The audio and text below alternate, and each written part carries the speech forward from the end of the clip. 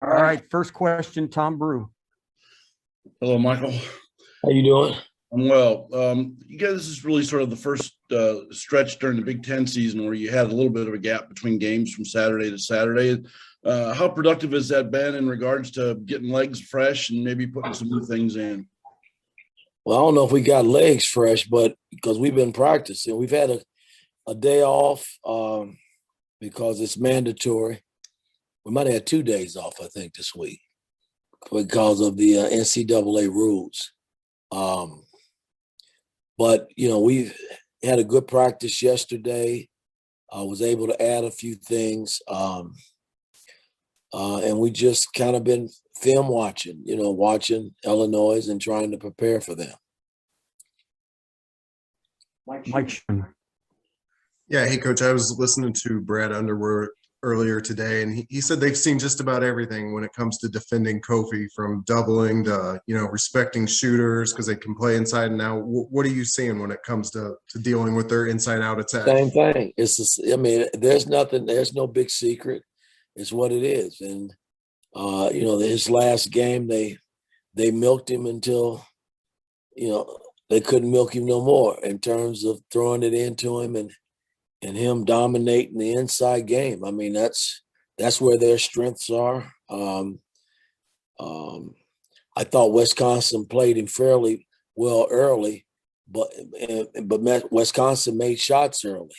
And then second half, they just couldn't make any shots. And it was kind of like a one-man show with him dominating the paint. So, I mean, listen, he's not going to disappear on us. We know we got to play him, and we got to play guys on the perimeter.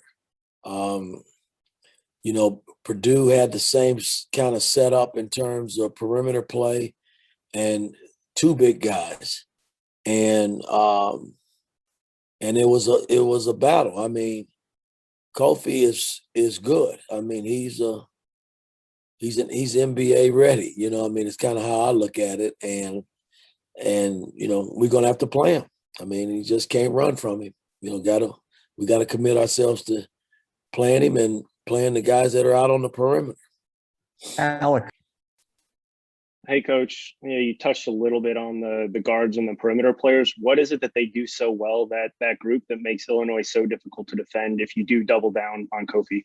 Well, if you watched their team last year, their spacing was not like it is this year. They more spaced out this year, which makes it difficult to even double team and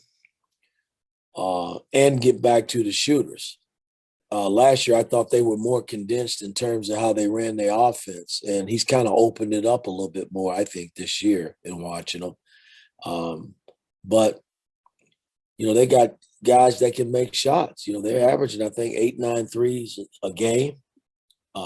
So, you're going to have to deal with both of them. I mean, I don't know how you can get around it. So, our defensive attack has just got to be on par in terms of being able to fight him inside. And if we got to scramble to get to shooters, we got to do that as well.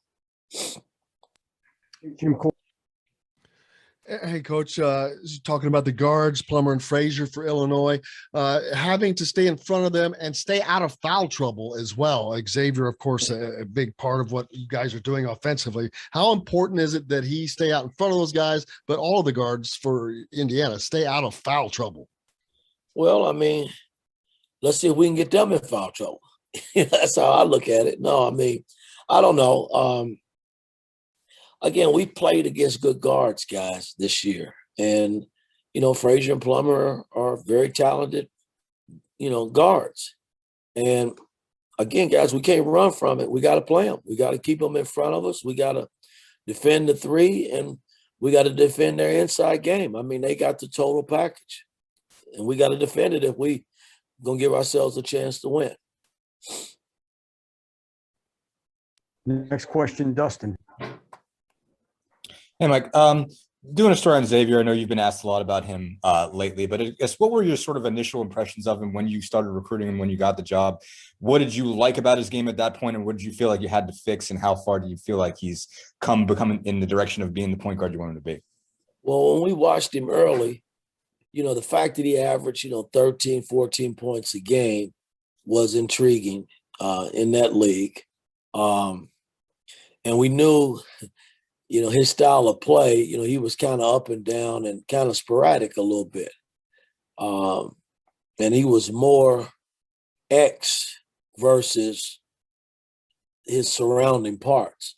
So that's been my whole theme since getting him, is trying to get him to understand really the dynamics of what a point guard's responsibility is.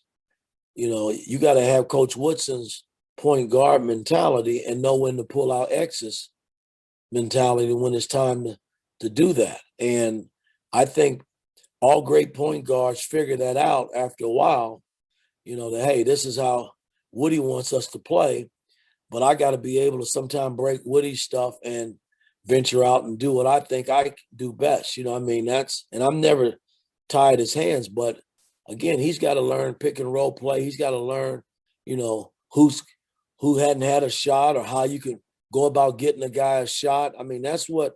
That's what great point guards do. And I think things now for him are starting to slow down a little bit, and we're starting to reap a little of those benefits, I think. Kevin. Coach, Michael Durr hasn't played the last couple of games. Is there something going on with him physically? And if he's available, is he a guy that you can deploy on Kofi because he's I just didn't play him those few games. That was coach's decision. And I think I have that right if I don't feel like playing the guy. But this is a game that he got to be ready. That's all I'm going to tell you. Because we got a monster in the middle that somebody's got to deal with it.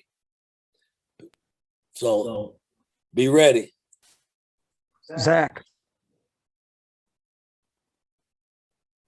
Coach, I guess going back to, in particular, sort of defending the way Illinois goes inside out, where is Rob? Do you anticipate him potentially being available for this game? Or No, Rob will not be available. And I'm going to be honest, I don't know when Rob is coming back for a while. He's got a plantar fasciitis problem, and, we got to nurse him back. And so it's next man up. He won't be back for this game. Tom. Mike, what do you feel about like noon games on Saturday, especially with times off, in regards to guys having a really good energy level and being ready to go early games like that? Does it matter?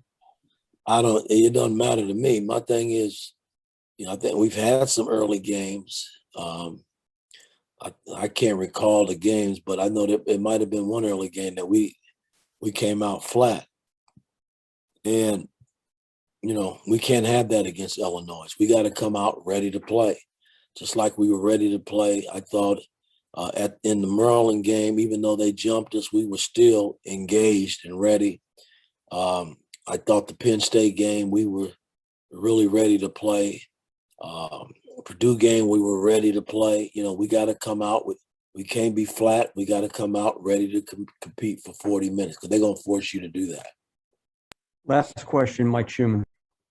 Yeah, Coach, Trace had foul trouble against Purdue going against their bigs. Is there anything that came out of that film that you think he needs to focus on against Coburn tomorrow? Well, again, when he played big fella Edie, you can't give these guys angles. It's tough enough when they so huge, and if you let them get so low, he's just I just think he's going to have to fight just like Mike and whoever has to play him. They're going to have to just fight and hope for the best. I don't know how we're going to. I'm not giving our defensive schemes, but the guides are low, and I don't think any big in college basketball that plays low post play, if you give them angles, then you're in the catch-up position all night. And I thought the two fouls that Trey picked up early against Edie, it was because he gave him some angles, and he tried to get back after he got the ball, and it was just too late.